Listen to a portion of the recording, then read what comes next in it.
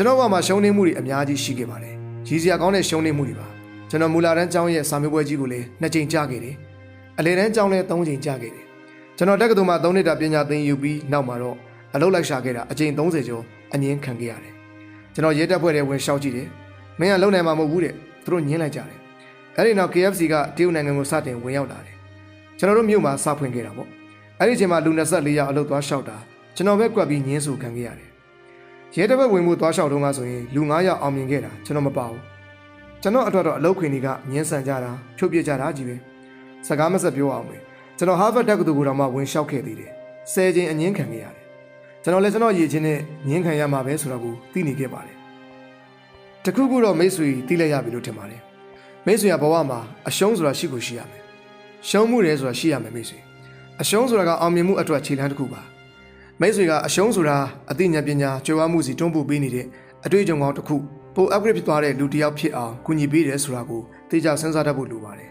ဘာကြောင့်လဲဆိုတော့မိတ်ဆွေရဲ့အရှုံးကမိတ်ဆွေကိုအရှုံးသမားတစ်ယောက်မဖြစ်စေပါဘူး Thomas Edison ရဲ့ဇာတ်လမ်းလေးကိုပြန်ပြောပြချင်ပါတယ်သူရဲ့ interview တစ်ခုမှာသတင်းတော်တစ်ယောက်ကခမားအနေနဲ့အချိန်တစ်ထောင်မကရှုံးနေခဲ့တာတွေရှိခဲ့တယ်အဲ့ဒါနဲ့ပတ်သက်ပြီးဘယ်လိုခံစားရလဲလို့မေးတော့သူကကျွန်တော်အချိန်တစ်ထောင်ကြာရှုံးခဲ့တာမှမဟုတ်တာကျွန်တော်အလုံးမဖြစ်တဲ့နီလန်မောင်တစ်ထောင်ကိုရှာတွေ့ခဲ့တာလို့ပြန်ဖြေပါတယ်သူရဲ့ပြစ်စိန်လေးကတော့မိတ်ဆွေတို့နဲ့အလားတူစွာပါပဲသောမတ်စာသူ့ဘဝမှာမဖြစ်မြောက်ဘဲနဲ့ကြာရှုံးမှုတွေနဲ့ကြုံရတိုင်းအဲ့ဒီကသင်ခန်းစာတွေကိုအားပြုပြီးတော့သူ့ဘဝကိုသူခရီးဆက်ပါတယ်အဲ့ဒီလိုနဲ့သူကပုံမတိုးတက်လာပြီးတော့နောက်ဆုံးမှာတော့အောင်မြင်တဲ့ရှာဖွေတွေ့ရှိမှုတွေကိုရရှိခဲ့ပါတယ်ကျွန်တော်တို့ကလည်းဘဝမှာကိုယ့်ကိုယ်ကိုရှာဖွေနေကြပါတယ်နိုးလာတဲ့အခါတိုင်းပန်းနိုင်တစ်ခုအတွက်အမြဲတမ်းကိုယ့်ရဲ့ character ကိုပုံသွင်းနေကြပါတယ်ကျွန်တော်တို့တနေ့တာမှာဘာမှမရရှိနိုင်ရင်တော့မှအရေးမကြီးပါဘူးကျွန်တော်ပြောချင်တဲ့အရာကပစ္စည်းတစ်ခုခုရရှိလိုက်တာတို့တန်းကြည့်တဲ့ပတ်စံတွေရှာဖွေဖို့လည်းမဟုတ်ပါဘူးအရေးကြီးတာကတော့မိတ်ဆွေကဘာကိုသင်ယူလိုက်ရလဲဆိုတာပဲ